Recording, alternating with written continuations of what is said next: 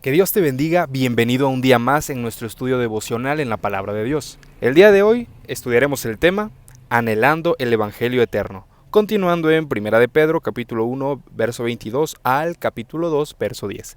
Y la Palabra de Dios dice así: Habiendo purificado vuestras almas por la obediencia a la verdad, mediante el Espíritu para el amor fraternal no fingido, amaos unos a otros entrañablemente de corazón puro, siendo renacidos no de simiente corruptible, sino de incorruptible, por la palabra de Dios que vive y permanece para siempre.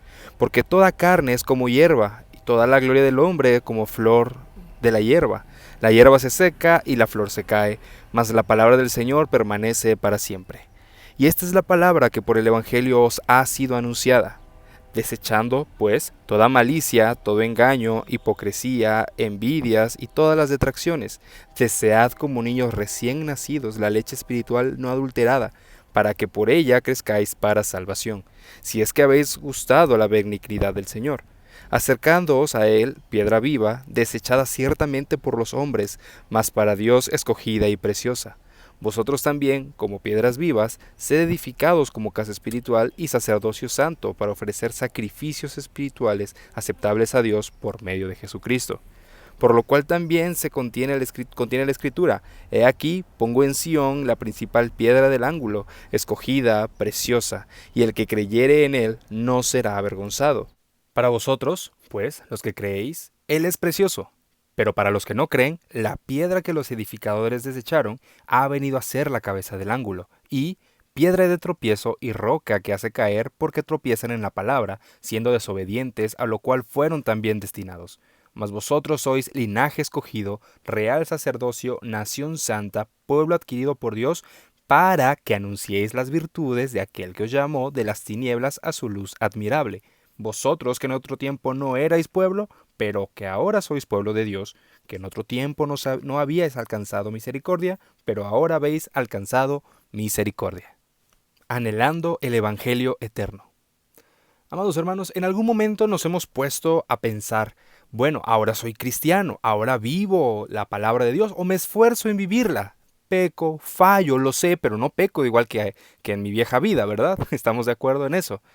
Ahora, ya que estamos en este punto, conociendo que somos hijos de Dios, que somos salvos, tú y yo que nos congregamos, tú y yo que buscamos a Dios en la lectura de la palabra, el apóstol Pedro tiene una indicación para nosotros, y es que en el verso 22 dice: habiendo purificado vuestras almas por la obediencia a la verdad. Tal vez tenemos recuerdos de nuestra vieja vida, tal vez tenemos recuerdos o viejas mañas del viejo hombre. Y si en algún momento te has preguntado, bueno, ¿cómo termino de purificar mi vida? La Escritura nos dice que la vida, nuestra alma, se purifica por la obediencia a la verdad. Pero esto obviamente no lo vamos a lograr nosotros con nuestras fuerzas. Se logra mediante el Espíritu. Entonces, tú y yo, amados hermanos, tenemos la responsabilidad de buscar la llenura del Espíritu Santo, buscar el obedecer, mejor dicho, buscar el obedecer la palabra de Dios, y de esta forma el Espíritu Santo obrará en nosotros para que cada uno de nosotros pueda ser limpiado, pueda ser purificado de ese viejo hombre. Tal vez nos queda alguna mala maña, algún mal pensamiento, malos recuerdos, etcétera. Bueno, tú y yo somos incapaces, y lo digo con todo el respeto. Tú y yo, amados hermanos, que debemos tener esto bien grabado en nuestra mente, somos incapaces de cambiar. No vamos a lograrlo jamás. Solamente el Señor puede hacer ese cambio en nosotros. Y si tú quieres verdaderamente cambiar esa vieja forma de pensar, de vivir, estás anhelando el Evangelio eterno, estás anhelando ese cambio que solo el Espíritu Santo da. Pues el verso 23 dice, siendo renacidos. No estamos hablando nada más, amada iglesia, de que, bueno, voy a ajustar un par de cositas en mi vida, voy a ajustar un par de detallitos, ajustar unos pequeños tornillitos en mi vida porque pues no estoy tan mal. No, la Biblia dice, siendo renacidos, para poder nacer necesitamos morir. No tenemos que ajustar pequeños detalles de nosotros, tenemos que morir por completo a nuestro viejo hombre para que de esta forma el Señor pueda nacer, pueda hacernos nacer en Él. Así que somos renacidos, no nada más ajustes pequeños, no, muertos completamente para que de esta forma pueda nacer en nosotros el Espíritu Santo. Y este haber sido renacidos no es de algo corruptible, o sea, no es, amados hermanos, de palabra, no es de una forma humana, no es de algo que se pierde con el tiempo, sino que somos renacidos por medio del Espíritu Santo. Así que tú y yo, amada iglesia, tú y yo tenemos una nueva vida en Cristo, tenemos una nueva vida en Él. Todo lo que hagamos, todo lo que pensemos, todo lo que digamos, debe honrarlo a Él y debe seguir la doctrina bíblica y la voluntad de Dios. Todos nosotros, amados hermanos, debemos desechar la malicia. Ya sabes de qué te sacó el Señor, ya sabemos de qué nos liberó el Señor. Ahora, toda esa malicia debemos desecharla. Dice el capítulo 2, desechando pues toda malicia, todo engaño, hipocresía, envidias y todas las detracciones. ¿Qué significa esto? Desecha todo lo que sabes que está mal. Desecha todo lo que sabes que te aleja de Dios. Desecha todo lo que sabes que es pecado y abominable delante de Dios. Y desechar se refiere a un acto de repulsión. No podemos ni siquiera considerar la idea de cometer alguna de estas atrocidades. En el momento en que eso viene a nosotros es hacerlo a un lado, desecharlo, aventarlo, por así decirlo. ¿Y qué tenemos que hacer? ¿Cómo anhelamos el Evangelio eterno? Bueno, el versículo 2 dice, desead como niños recién nacidos la leche espiritual no adulterada. ¿Qué es lo que debemos anhelar en nuestra vida? Anhelar, así como un niño recién nacido, todo lo que quiere es la leche de su mamá, ese alimento. No necesita nada más. ¿Ok? Un bebé recién nacido no necesita que le demos algo más. Todo lo que necesita está en la leche materna. No necesita todavía